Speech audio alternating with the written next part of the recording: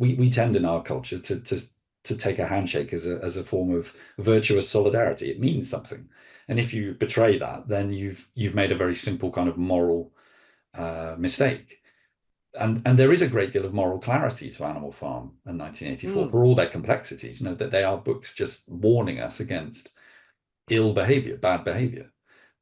So yeah, I think I agree with Dorian that naivety was a good thing. It was of benefit to literary history that he had it, because there wouldn't have been the moral clarity of the later work.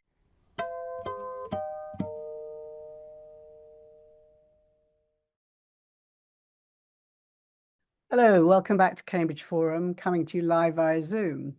I'm Mary Stack, the Executive Director, and today we're delving into the world of George Orwell with the assistance of two very knowledgeable British experts. Written at a time when George Orwell was seriously ill, 1984 went on to become a literary classic in political and dystopian fiction. Its themes struck a chord with readers worldwide due to its focus on the consequences of totalitarianism, mass surveillance, and repression, which have remained timeless. The novel, which was Orwell's final book, examines the role of truth and facts within society and the ways in which they can be manipulated, and hence the term Orwellian. To help us unravel the mystery of Orwell the writer and Blair the man, we're privileged to have the knowledge of Dorian Lynskey and Nathan Waddell. Dorian Lynskey writes about politics and culture for numerous publications. He's the author of The Ministry of Truth, a biography of George Orwell's 1984, which was longlisted for the Orwell and Baillie Gifford Prizes. Lynskey's latest book, Everything Must Go, The Stories We Tell Ourselves About the End of the World, comes out here next year. He also hosts the Origin Story podcast. Nathan Waddell is Professor of 20th Century Literature at the University of Birmingham in the UK, where he's written widely on Orwell and produces the Reading Orwell podcast. He edited the Cambridge Companion to 1984 and has two books coming out in 2025, The Oxford Handbook of George Orwell and A Bright Cold Day, The Wonder of George Orwell. Welcome to you gentlemen, both coming to us late from UK. Nate, let's start with you. Orwell was Eric Blair's pseudonym. Why did he assume a pen name, and was it in any way linked to his own deep-seated doubts about his ability to become a successful writer, do you think? Yeah, it's an interesting sort of fact about Orwell that, of course, that's not his name. Eric Blair is his name, and George Orwell, the pseudonym, is so familiar as a name that sometimes it can seem like Eric Blair is the pseudonym rather than the other way around. People can be quite surprised at this because of just how normalized the name George Orwell has become. He chooses that pseudonym when he's about to publish his first, long work, Down and Out in Paris and London, which is in 1933, which is a sort of study of dispossession and underprivileged people and exploited laborers in the sort of Dickensian cities of that book's title, Paris and London. And interestingly, he initially wants to go with the pseudonym X, which is a very strange choice and sort of suitably mysterious and kind of intriguing, maybe in some ways, given where what used to be known as Twitter has ended up, and given Orwell's prevalence on that platform. But anyway, that's another story. He chooses or suggests rather four pseudonyms that might work. One's P.S. Burton, which is his sort of tramping name. One is Kenneth Miles. One is H. Lewis Always. And then he also suggests George Orwell and says, I rather like the sound of George Orwell. And, voila, literary history sort of arrives. There's some speculation that he wants to use a pseudonym to spare his family, some embarrassment if things don't work out. That might be true to some extent. It's incredibly difficult not to read retrospectively back into that moment, sort of a desire for a kind of legend formation of some sort. There's no real basis for that in any sort of fact, I don't think, but he's trying to make his name as a writer and choosing a name that I think would appeal to a certain kind of literary audience. And he's sort of, the euphony of it, the euphony of it, the sound of it. He's trying to get something that will give him a certain cachet, I think. And he, at that point, he is not a successful writer in the terms that he then goes on to become 2 decades and beyond later. So he's just sort of testing his way around. And as I say, in retrospect, everything seems a little clearer and a little more obvious where that's going to lead. But at the time, George Orwell is just a name like any other. It doesn't have the resonance that it now has. So that's something always to bear in mind. So Dorian, we now know, of course, he's hugely successful, but Orwell had trouble finding a publisher at Animal Farm and had not sold enough of his previous books to have the royalties to support him as a full-time author. Why did success come so late for him? Success as a novelist, I mean, one reason is that his early novels were not great. People disagree, on the assessment. They've got a great deal of sort of value to them.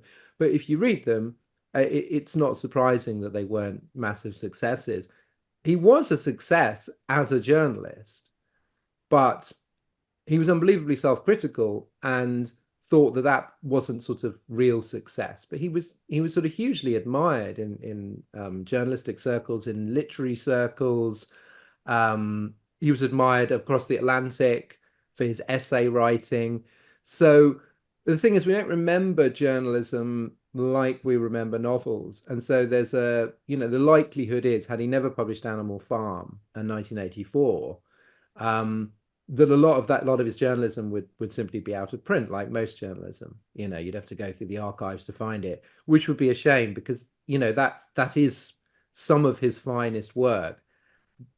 But he just couldn't sort of catch a break on that front. Even Homage to Catalonia, it's a non-fiction book about fighting in the Spanish Civil War, which is an incredible book. It's, easily one of his best books. That sold terrifyingly small numbers.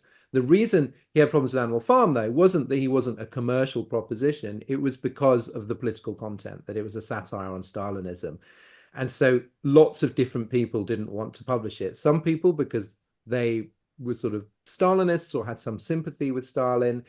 Others because Stalin was at that time the UK's ally against Hitler, and therefore they didn't want to risk offending him. Which Orwell found hilarious, just the idea that Stalin would be reading Animal Farm and going, "Oh, I don't like this." That he just got turned down again and again, and then he got picked up by the publishers Secker and Warburg, and that became, and their payback was ending up with 2 of the sort of best-selling novels of the 20th century. But it was a really real sort of hot potato politically, that book. Now I think we can see the rightness of it, but at the time it was considered sort of not the done thing to lay into Stalin so explicitly, or at least explicitly for adults. Obviously lots of children read it and had no idea that. I was just about to ask that. It was anyone about buy Soviet their Russia. kids thinking it was a kid's book? Yeah, well, it was a lot of people. Some bookshops put it in the children's section, and Orwell would rather sort of huffily, if he was in a bookshop and saw it in the wrong section, remove it and put it in the adult section. Which I suppose is fair enough. But that's what happens when you write a book about talking animals. So we know that Orwell is definitely a complicated man, and there's a great quote in your book. He says, "In Lower Burma, I was hated by large numbers of people. The only time in my life that I've been important enough for this to happen to me." I guess we should preface that for people that don't know that he actually worked for 5 years in the Burmese military police. Did Orwell despise success at the same time as he was craving for it? I'll ask you first, Nate, and then you can chime in if you want. It's a tricky one, this, because of course most of what we understand from Orwell's time in Burma as a policeman comes from his own account of his time as a policeman in Burma. So we have to read it through the prism of his own controlling reminiscences. And I use that word purposefully. He is rhetorically sort of accounting for himself in some quite strategic ways. That's not to say that he's not telling the truth about it, but he is nevertheless sort of managing his reputation at some level. Most of his writings about Burma come about a decade after he leaves Burma. So Shooting an Elephant, for example, which is where that quote comes from, is an account of a narrator, presumably Orwell, although there is some doubt over that, maybe, being put in the position of having to shoot a working animal, an elephant, in order to stop it from running amok any more than it already has. And it's a sort of an account of having to do the right thing, which is the stupid thing, knowing it's stupid and yet having to go through it anyway. Hate is an intriguing concept in Orwell because he recognizes, of course, the position of the sort of imperial interloper as an object of hatred, but he also sees hatred as almost as a kind of a thing in the air in the 30s and 40s. And he writes, for example, in his essay on Arthur Kiesler about the welter of lies, hatred, cruelty, and ignorance that's lying in store for the world. And hatred is this sort of recurrently emphasized idea. He's very suspicious in one of his other novels, Keep the Aspidistra Flying, which is one of those early novels that Dorian mentioned earlier from 1936. He calls The World of Money and Success, which is satirized. You know, the main character in that novel is a sort of terrible poet who abandons a perfectly respectable job in order to become the successful literary type he desperately wants to be, but is unable to because he's not good enough. And it's sort of a veiled self-portrayal at some level of some aspects of Orwell's personality at that time. It's not a perfect biographical copy by any means, but it's a study of somebody living by their pen or hoping to, and the doubt that it might not work out. Orwell is, as again Dorian has mentioned, a very successful journalist by this point, but the desire to become a sort of literary figure is still maybe in hanging in the balance. And Gordon Comstock, the poet of that book, is a failure in so many ways. And that failure is projected both outwards at the world and inwards at the person at the center of the hatred and the sort of the self-disgust that it generates. That novel, Keep the Aspidistra Flying, I think is a wonderful study of how a certain kind of writer might affect to despise success whilst nevertheless needing it, and also perhaps secretly sort of relishing its arrival. Yeah. These are psychodynamics that Orwell is sort of working through in his prose, I think. Dorian, you said something in him was drawn to failure, and I didn't know if you meant by that for himself or the subject of his novels, or both. Well, both, because I mean, he didn't have like a tremendous imagination, and indeed he was not one of those kinds of novelists. Each of his novels is sort of rooted in things that he experienced. The main characters are based on aspects of himself. I mean, they're not always, I mean, they're quite different on the surface to him. But he's drawing on a lot of his own insecurity and self-hatred, and that lasts all the way through his life. And consistently, I mean, pretty much every novel I could find a quote, until you get to Animal Farm, I could find a quote from a letter to a friend where he just goes, well, this is garbage. Like, I mean, over and over again, it's like, he tried to get stop a lot of them from being reprinted. When he became successful, obviously people wanted to reprint the back catalogue. He didn't like that. He worked at the BBC for 2 years during the war, and was actually a really quite impressive producer, and sort of pioneered some radio formats, brought a lot of talent on board, did, I would say, objectively a very good job. He dismissed that as 2 wasted years. When he was writing his most famous journalism, which is sort of second half of 45, first half of 46, a lot of essays that people will know, like Politics in the English Language and Why I Write and Notes on Nationalism, I think all come from that period. And then he's complaining he's smothered under journalism and he can't get on with his novel, and this is a sort of waste of his time. And then right at the end, in his hospital notebooks, he's going that he either thinks that he was never good, or that he used to be good, but will never be good again. Like all his talent has gone. And it's basically puts down, I think, the voice of doubt that so many writers have. And yet this was after certainly the success of Animal Farm, and I can't remember the exact date, but it could well have been after the publication of 1984, which he also, in one or two letters, said that he'd messed up. So there's a reason why all of his novels end in failure. Generally, the failure of characters to break out from the restrictive societies in which they find themselves. And that's because he himself thought that he was like that. He thought he was sickly and unattractive, even though, you know, he was married twice to very interesting women. He had affairs. Women were obviously interested in him, but he thought he was repulsive, and that comes out in Winston Smith in 1984. So he's one of the few people when Nathan says, oh, he sort of created a bit of a mythology, and we can't quite rely on his version of events because he's telling a story about it. Whereas most people would tell a story in which they looked better and had a better time, he just exaggerates all of the worst aspects. He makes his school days sound like hell on earth. You know, he's tormented by guilt about his time in Burma.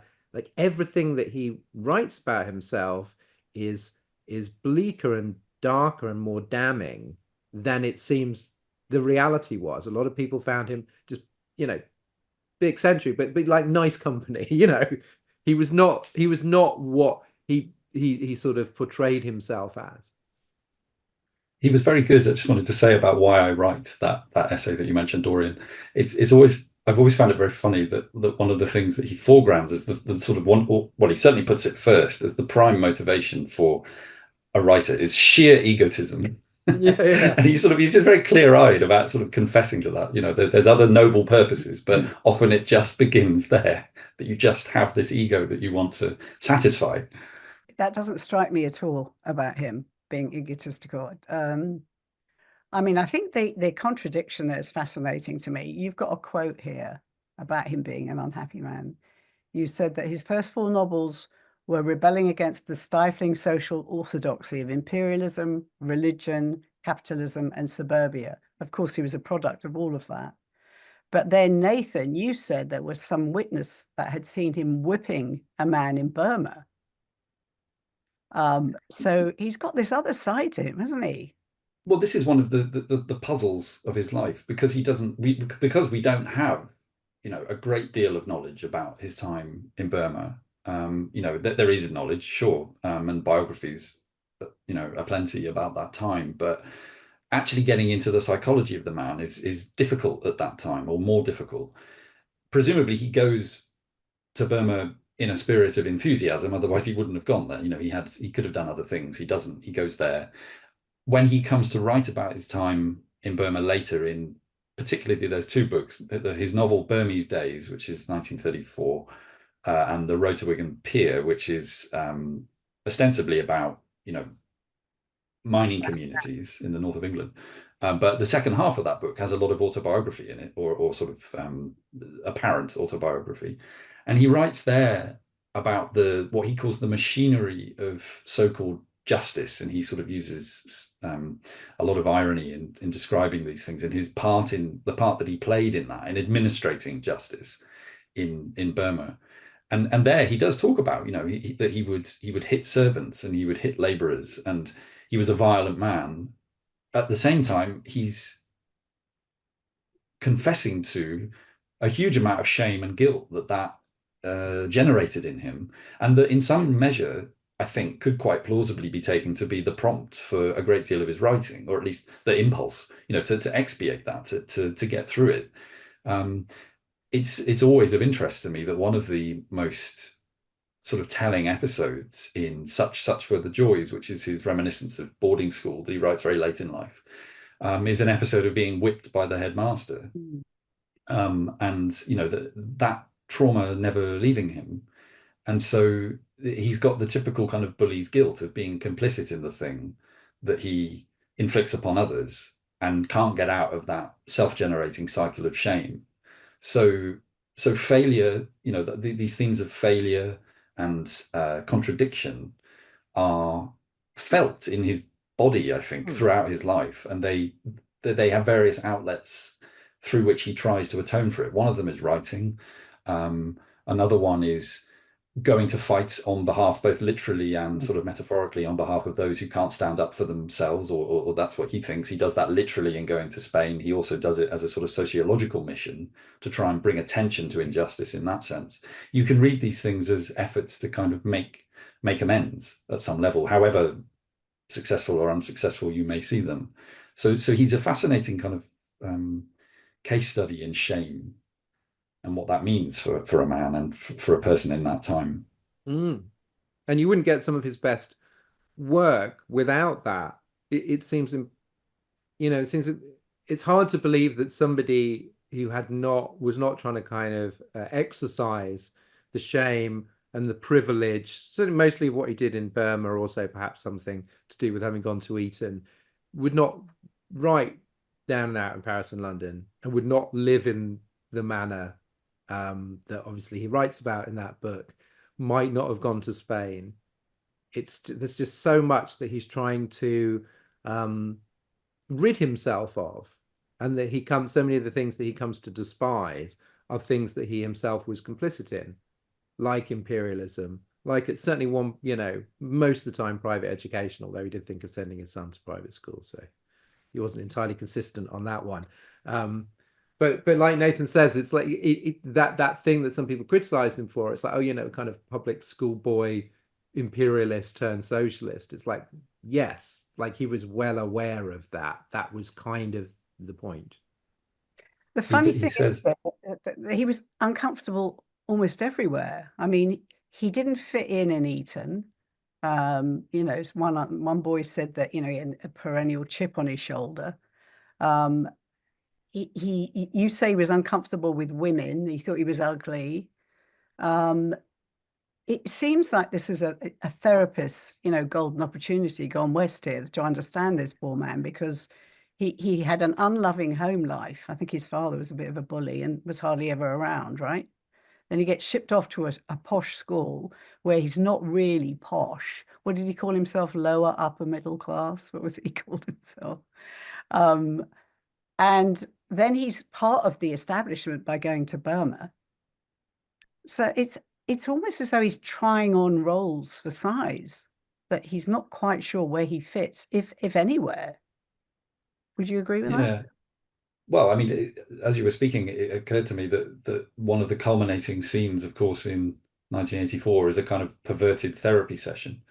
The torture sequence at the end of 1984 is, in a sense, the psychoanalyst talking to the patient.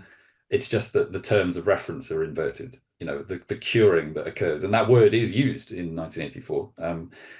O'Brien seeks to cure, quote unquote, cure Winston Smith of his apparent lack of conformity. There's that doubleness again. Orwell is writing about a man who is subject to torture, but also craves the comfort of the torturer.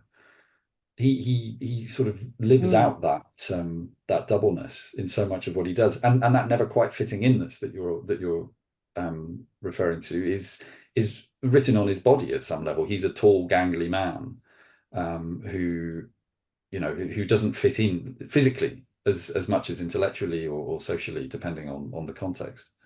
But it's interesting how well, like what you can't trust him on is how well liked he was. I mean, he definitely did have enemies, but you can find accounts from Spain, from the BBC, from his life in London as a journalist, of people who just who loved him, who found him like just sort of very good company, very loyal and decent and entertaining.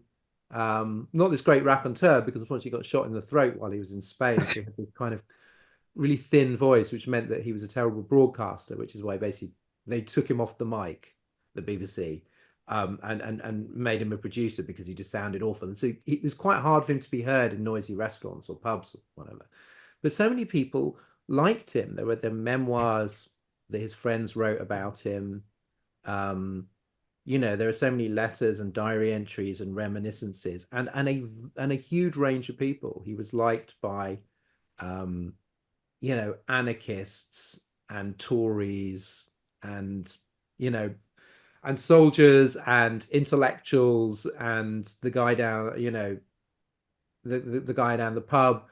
So he did see himself as sort of always like lonely and thwarted. Um, but he was not unpopular. He was not a misfit in that sense. So much of it was his own view of himself, and because he's so articulate, that's the view that we take away. But it's really striking sometimes to just read other people's memories of him, and just how much they sort of enjoyed being with him. Someone's just put an interesting comment in the chat here. Donald Trump's childhood had some similarities. So I guess we'll have to read the book for that one. Well, they do. Well, I did. So this podcast that I do, we do a lot of history, and again and again and again, you find these people with distant, cold, sometimes bullying fathers. It just seemed like this was the norm for, I don't know how much of human history. But the more I was learning about other, you know, reading about other people, Orwell's contemporaries, people younger than Orwell, the same figure kept coming up. And often you had, you know, quite a loving mother and a very difficult, aloof, domineering, impossible to satisfy father. And so it shows that that can produce lots and lots of different kind of people, driven, but in very different ways.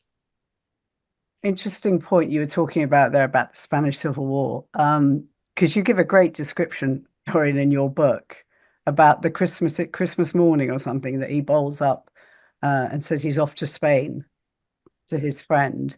And he was called, Henry Miller said he was a foolish idealist. He seemed very ill prepared for what he was about to get into, really. Oh yeah, but his naivety.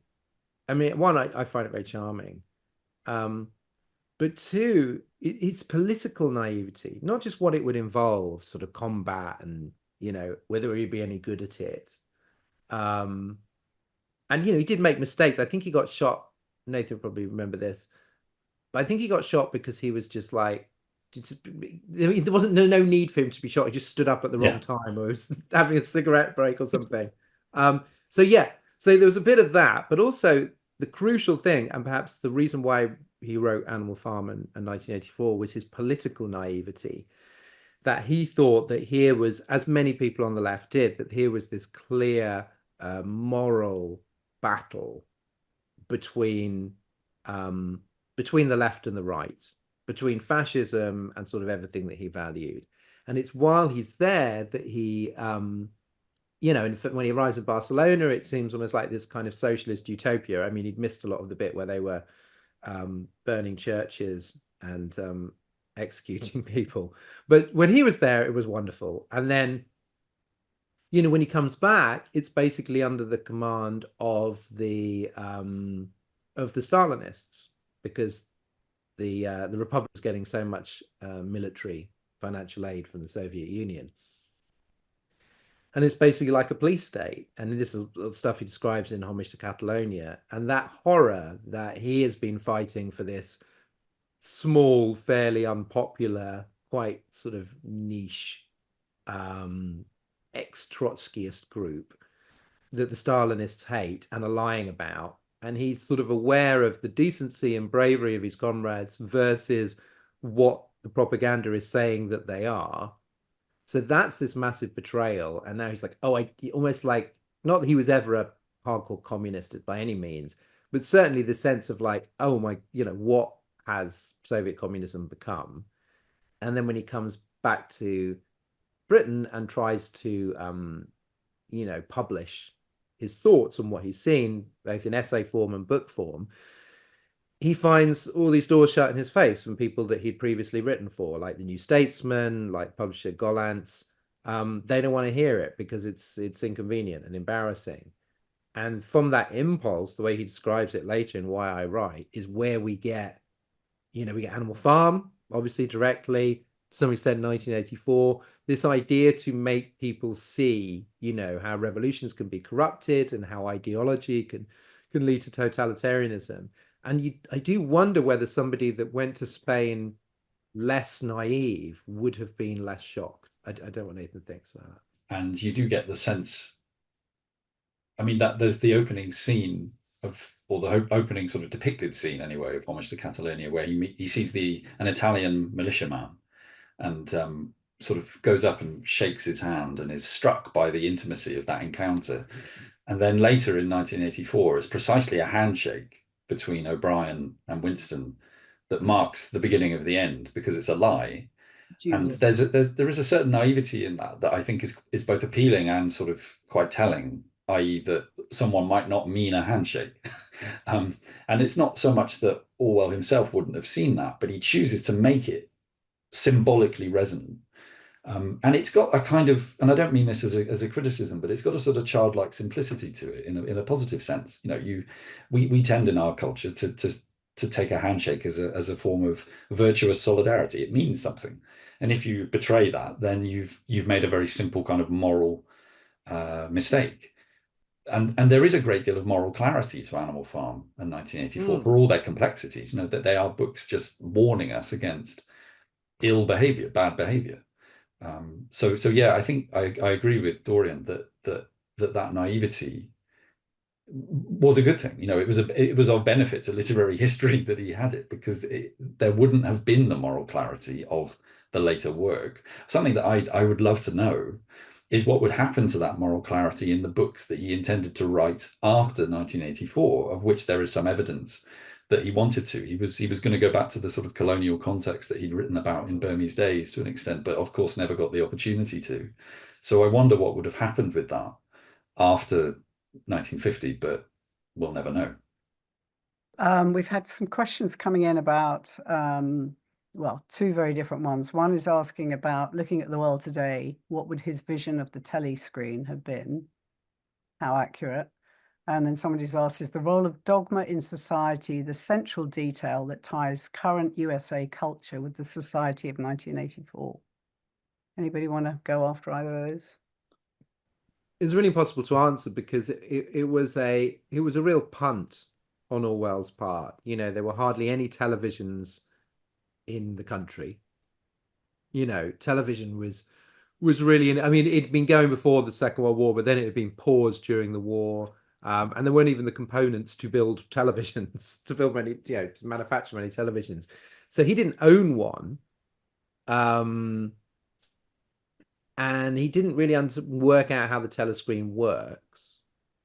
So it was more just a sense that he had that any new technology could be used for the abuse of power, because he'd seen that happen with, you know, he often wrote about the radio and the aeroplane, which are these wonderful inventions, you know, radio and with the power to kind of bring people together and make the world seem kind of, people around the world seem closer together.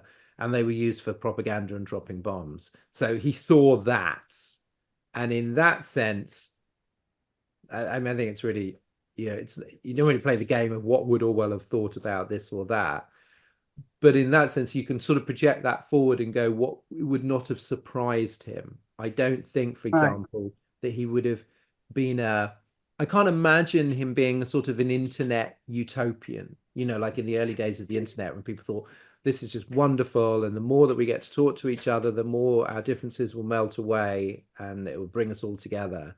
And I think Orwell would have immediately thought, how can this be used to divide us and serve the interests of power? So that's really the message of the telescreen, as opposed to, because if you actually read the novel and try and work out how the telescreen works, it sort of falls apart, and yet it doesn't matter. Yeah, I was going to say telescreens. I agree. It's sort of the symbolism of it, or the sort of the resonance of the idea, matters more to Orwell than the actual tech. There's a wonderful essay that he writes called Pleasure Spots, where he's talking about sort of kind of summer camps and holiday camps and that kind of thing. And among the many things that he lists as horrors of these places, one of which is a dance floor that lights up. which is sort of one of the things that most terrifies him. But the other one is the sound of constant noise in the background, which prevents thought and stops conversation. And it's, you know, there is the telescreen, there is the distraction of the modern social media landscape with its various kind of handheld devices and such, you know, and so forth.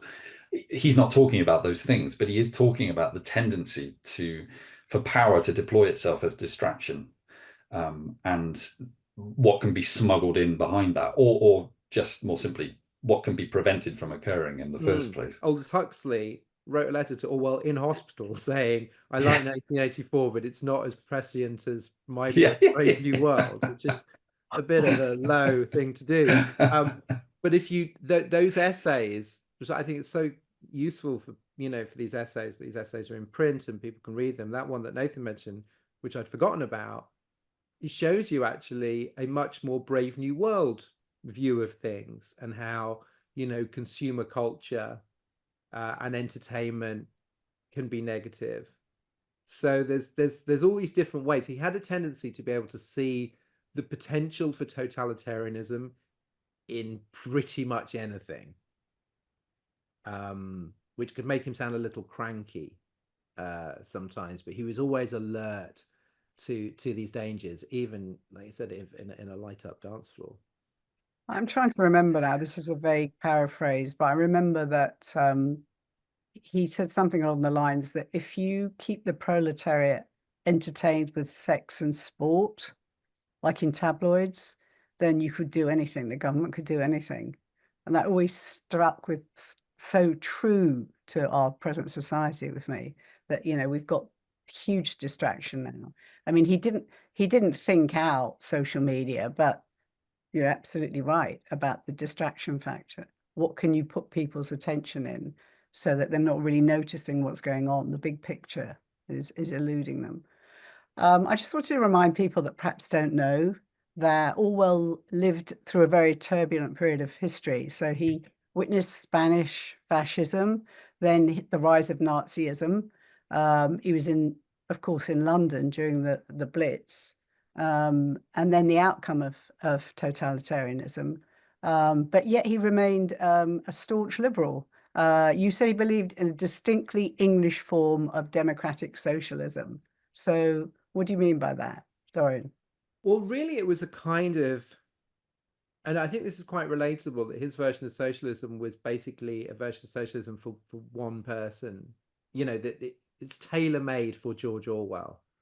There were so many things that he didn't like. So he thought, and I think rightly, in Road to Wigan Pier, and this offended quite a lot of socialists, that he just went that there was something, you know, if you were just trying to emulate Russia, if you were too swept up in the cult of the machine, then you were going to be missing a lot of that was valuable about English life. And he would have said English rather than British, you know, and culture. And he said that there was, you know, that tradition was important, and that you couldn't, you know, in some ways temperamentally conservative, even though politically a socialist. And he was going, well, you can't just sweep it away and go, here is our new kind of, you know, mechanized egalitarian society. He was always trying to work out what people really wanted and what they could respond to. And I think to this day, people would say they socialism would be great if the wrong socialists didn't keep promoting it, you know, that it just has great product, terrible salesman. So it's very, very idiosyncratic. And he writes the amazing essay, Lion and the Unicorn, this pamphlet, early on in the Second World War, which is his version of, it's quite very radical in many places, and yet it's also very patriotic. And you can literally take different sections, quote different sections from it, and you would have a completely different sense of who he was. And he was trying to tie together these things, which was perhaps only possible in the Second World War, when many socialists were quite happy to kind of rally behind the war effort. So he wanted a version of socialism which, you know, valued, you know, social justice and equality of opportunity. He wanted to abolish private schools, and he wanted to abolish the House of Lords. But there was also that valued free speech and personal liberty. And it was very much those were his ideals. And when he when the Labour government after 1945, when that came in, he literally was like, why are you bothering setting up the National Health Service? It's distracting you from abolishing the House of Lords. That was essentially, he didn't quite understand some of these hugely important things that practical democratic socialism was doing, because he had more of an ideal. And that was very potent, naive, again, naive in some ways. But what he was up against, was conservatism on one side, Stalinism on the other. He was trying to sort of work out a way forward, which eventually led him to, believing in a kind of federation of European states, that could be a way forward. He was always trying to think about, what is the system that could make my values real when they're so imperiled? He puts in when he sort of declares his commitment to democratic socialism, he adds that it's and also against totalitarianism, and he's always thinking about that sort of dynamic, that relation, the one being the bulwark against the other. And so I think that might account for some of the idealism of it, because the stakes are so high for him, even if it also, as Dorian rightly says, sort of means that he can't quite see some of the practical goods that are occurring around him. So you're talking about him being practical. There's a part of him that was sort of simple at heart, or supposedly he loved digging in the garden rather than digging up the dirt, right? And he eventually ends up enduring this little primitive cottage writing, which Eileen, I think his first wife, really encouraged that when she was dying. She left a note to that effect, right? That he should give up journalism, write his novels, and go live in the country. But would he have been happy just doing that, do you think, if he'd lived? He puts in when he sort of declares his commitment to democratic socialism, he adds that it's and also against totalitarianism, and he's always thinking about that sort of dynamic, that relation, the one being the bulwark against the other. And so I think that might account for some of the idealism of it, because the stakes are so high for him, even if it also, as Dorian rightly says, sort of means that he can't quite see some of the practical goods that are occurring around him. So you're talking about him being practical. There's a part of him that was sort of simple at heart, or supposedly he loved digging in the garden rather than digging up the dirt, right? And he eventually ends up enduring this little primitive cottage writing, which Eileen, I think his first wife, really encouraged that when she was dying. She left a note to that effect, right? That he should give up journalism, write his novels, and go live in the country. But would he have been happy just doing that, do you think, if he'd lived? Well, he's got sort of conflict again. It's never simple with him, because he's got conflicting thoughts about this. On the one hand, he clearly does enjoy that life. He in the 30s he lives in a cottage in Wallington, the Stores, where he has 2 gardens, a vegetable plot, and a kind of an area for chickens and things to run around. And he every day, almost every diary entry has the number of eggs that have been laid overnight at the end of it, because he's going to sell those or eat them or whatever. He loves the pub, the country pub. He loves those things. He loves looking at animals. Animal Farm is, of course, a satire on revolutions gone wrong. But it's also a wonderfully hilarious account of how animals, as children, in effect, can get up each other's noses. And he just loves nature. He writes poem after poem, not particularly good poetry, but plenty of poems about the natural world, nature as a presence, and living in nature is a feature of his sort of prose imagination. At the same time, he's very, very dismissive of a kind of return to simplicity socialism, and writes against that in The Road to Wigan Pier. He's very forthright in saying that you can't wish away the machine. You can't wish away machine civilization. The machine is with us. We have to work out how to coexist with it, not wish ourselves back to some sort of pre-lapsarian, pre-machinic moment that is illusory anyway. He's a little bit like Aldous Huxley in that respect, despite their other differences. Huxley was very convinced of the inevitability of machine civilization, even though he had very sort of severe criticisms of it. So they're more similar in many respects than perhaps either of them would have wanted to acknowledge. So I think maybe he's there's this sort of Godfather idea, you're sort of drawn back into the thing that you want to leave behind, i.e., politics. In his case, I think he might have been pretty content to have just lived a life of simple means, but the stakes were too high, the times were too distraught, and he felt the calling of the journalistic pen and needed to also earn his living that way. So there was a kind of pressing imperative in a financial sense as well as an ideological one.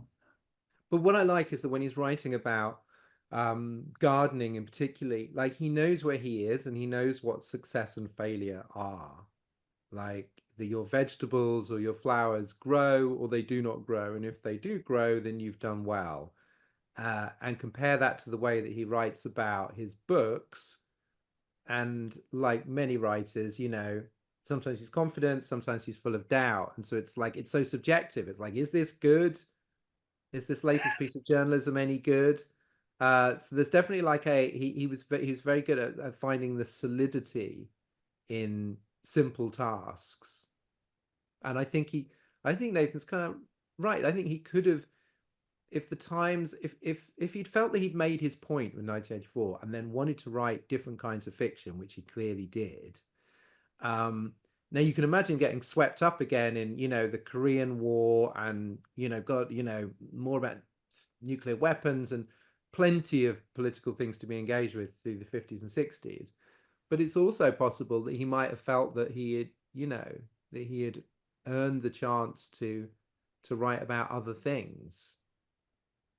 You can never, it's so conflicting. He's really scorning journalism, and yet he's doing an unbelievable volume of it, the number of words that he was writing, even as he was saying that he hated it. So he was always changing his mind. That's what's so exciting, I think, about reading him and reading about him, is that you can't predict what he would have done next. So there's a statue now outside the BBC, which I haven't seen. I don't know how long it's been up there or whether I just missed it. And I think it says that he told people what they didn't want to hear or something along those lines, the placard. Is that right? Yeah, the question is, do you think he fulfilled that mission of telling people what they didn't want to hear? It's that quote, isn't it? If liberty means anything at all, it means the right to tell people what they do not want to hear, which in some ways maybe has been taken a little out of proportion as a sort of diehard commitment on Orwell's part. I don't think he meant that one sentence to be a sort of encapsulating position, but it at the same time, it kind of is. I mean, one of the things about that statement that I find perennially interesting is, of course, it's a sort of feedback loop. If freedom means the right to tell people what they don't want to hear, then that also applies to the person doing that telling. It goes round in some sort of circle. So one of the things that admirers of Orwell, when they have his commitment to free speech in mind, often praise is his ability to live that principle, to accept that, if free speech applies to you, then it applies to others. That doesn't mean that he's not aware of the risks of certain kinds of speech. I mean, Dorian, you've written a great deal about this and certainly spoken about it at length on your various podcasts. So, please come in. Oh yeah, no, I mean, I think he's really interesting on free speech because he's not, he's not an absolutist. He's certainly protecting unpopular people. He had that idea, which is quite common in free speech advocates, that you kind of got to protect the unpopular people, including people that he couldn't stand. He's protected free speech of communists who hated him, but he also felt that there were sort of consequences. There's this amazing, like he's writing about Ezra Pound, who was pumping out fascist propaganda for Mussolini and was a virulent anti-Semite. And there was quite a lot of controversy about, his poetry and whether poetry should win awards and how he should be regarded. And he writes, I think, anti-Semitism is simply not the doctrine of a grown-up person, and anybody who goes in for that sort of thing should face the consequences. So it's not a kind of the crude absolutism of just like anybody should just be able to say anything and it doesn't really matter. For him, it was like, well, it has to be true. The reason you're telling people what they don't want to hear is because it's true. It's inconvenient. It's not just sort of like, quacking on, and that all speech is good speech. But that comes from one of, I think, like an unpublished preface to Animal Farm or something about, and basically what he was basically complaining about why he couldn't get Animal Farm published. So it's funny, as Nathan says, that it's been taken as this kind of like sort of holy doctrine. And so there was a quite specific context. And that's the thing with Orwell. And people probably have noticed online that lots of quotes circulate that he in fact never said or wrote, and they're false. And even the ones that are true often lack that context. And it's so important to see him, even if he's an inspiration now, as a sort of man of his time, responding to very, very specific situations. And that we shouldn't sort of just take these as sort of little tea towel mottos, or even things that you put on a statue, when of course that when he worked at the BBC, he wasn't allowed to tell people what they didn't want to hear, because there was a war on. Yeah, and there was a censor. And his output was censored. Yeah. So it's quite funny that the BBC has chosen that one, even though it's a nice sentiment. Yeah. Well, we've got about 10 minutes or so left. Somebody's written in the comment thing here, wasn't he a trailblazer? Futuristic Federation and European Union. Do you think he was a trailblazer? I don't tend to think of him in those terms. Yeah, I'm not sure what that means particularly. He took the idea of the union, took the idea of the superstates from this American writer, sort of James Burnham, and the way that different blocks were forming during the Second World War. So, I mean, I always say that he wasn't a prophet, and a lot of what people think was very prescient was him observing what was happening at the time, and sometimes extrapolating it, and sometimes simply observing it. And the fact is that many of the things that we think of as sort of relatively new, have happened since, were happening then, had happened before. Mm-hmm. It was just a great, I think, to seem prescient, you just have to be a fantastic observer of your own period, and that can make you seem futuristic, A visionary. Yeah. yeah. I mean, he does say somewhere, doesn't he? All prophecies are wrong. He just says that with the sort of the typical kind of clarity of the prophet, I suppose. You know, he's in some ways quite bad at predicting, but he's excellent at drawing out latent possibilities. And as Dorian says, it's all there. You know, the time is rife with everything that we now see as contemporary. The 40s and 30s and you know, what would have been Orwell's 1950s had he lived. You start your book, The Ministry of Truth, Dorian, with a quote from The Road to Wigan Pier, which I think is so timeless. We are living in a world in which nobody is free, in which hardly anybody is secure, in which it's almost impossible to be honest and to remain alive. So this, of course, was written during the Second World War, but it could easily be mistaken for today. So he had this ability to capture the truth about the human condition, which is, I think, the enduring aspect of his work, right? These things don't go away. I mean,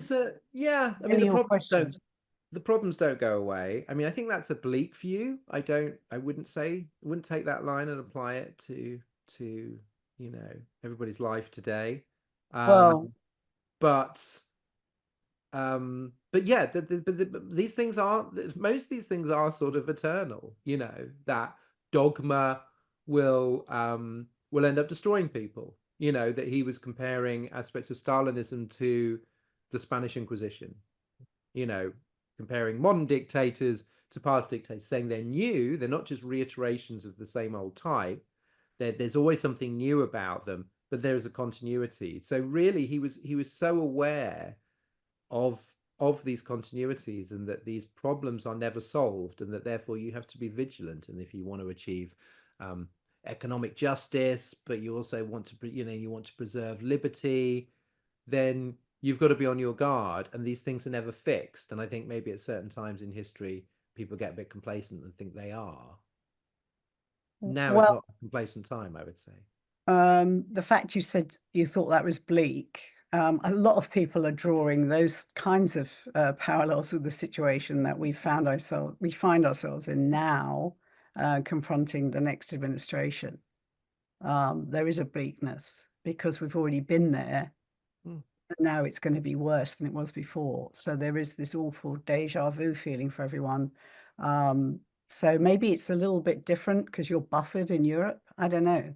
No, it's not at all. I just think that you know, Orwell exaggerates for clarity. He has these wonderful resonant generalizations.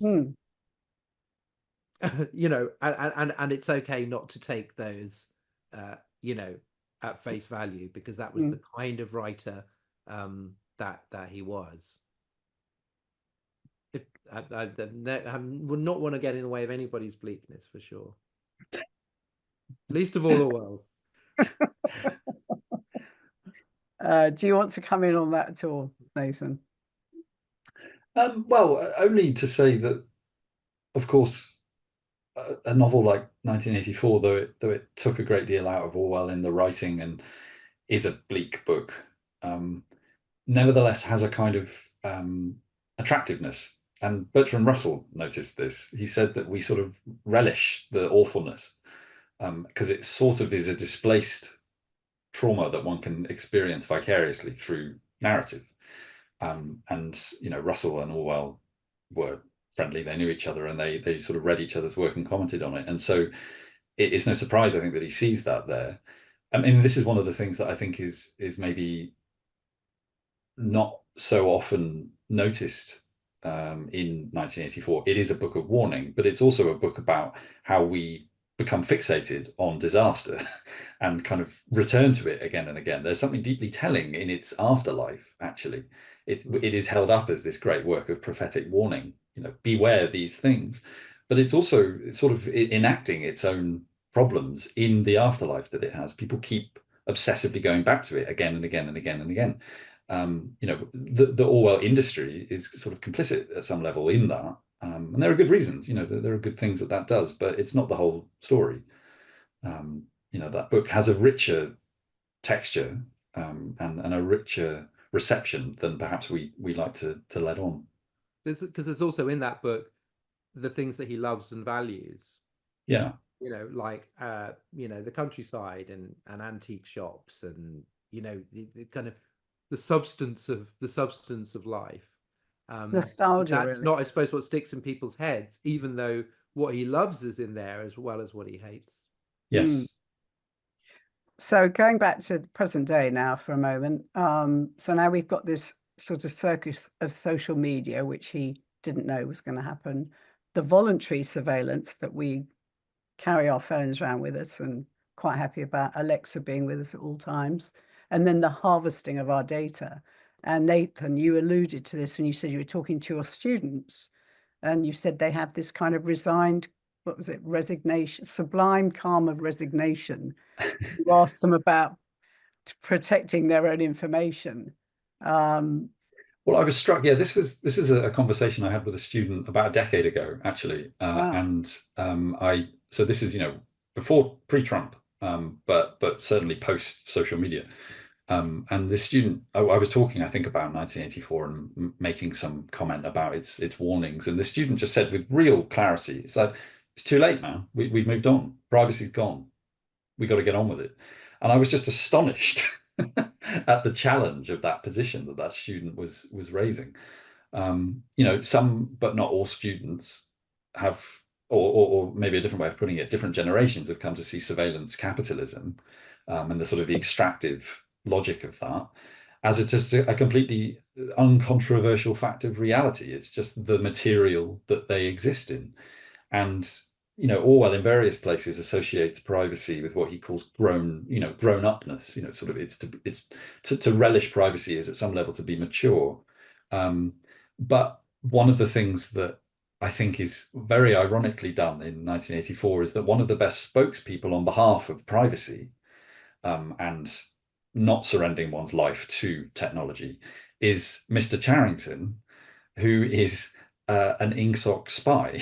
So Orwell gives to an agent of the state one of the best defenses of privacy, it's being spoken about by somebody whose ideology is hell-bent on eradicating it. So he was very alert to the ways that these things could be packaged by unreliable agencies. Well, so we can end on a positive note. Well, first of all, you both are very, very well, you eat, breathe, live, know so much about George Orwell's work. Is there anything that you would suggest to somebody if they're trying to kind of delve into this for the first time, maybe haven't read much of anything of maybe just 1984? Is there a favorite essay or book that you feel is your favorite? I would say there's a collection of his essays. There's a Penguin collected essays in the UK. I'm sure there's a version in the US. One that gets the variety, because there was a tendency, particularly during the first Trump administration, to repackage it. So it was just Orwell on truth and Orwell on power and whatever. And that's all good stuff. But actually, if you can get one of the kind of good collections where you also get him writing about art and Charles Dickens and nature writing and pubs and comic books, and the range of his interests and his insights gives you such a fuller picture of the man and his curiosity and his just interest in how people lived, that you won't, and some of it you will see little elements, even exact lines popping Facing up that on might be the present one. fact. Yeah, facing us. Even key lines, key images that reappear in 1984, but it gives you a sense also of his humor, that he was a very funny writer. And 1984, like I identified maybe two very dry jokes. I mean, it depends on your definition of joke, but it's his least funny book. And so to get a sense of what he was like, and just the liveliness of his intellect and his humor, I think just a really good essay collection that is not all about the themes of 1984. That one was Facing Unpleasant Facts. That's the one I have, which I love, which has got a lot of those in it. Oh, good. What about you, Nathan? What about you?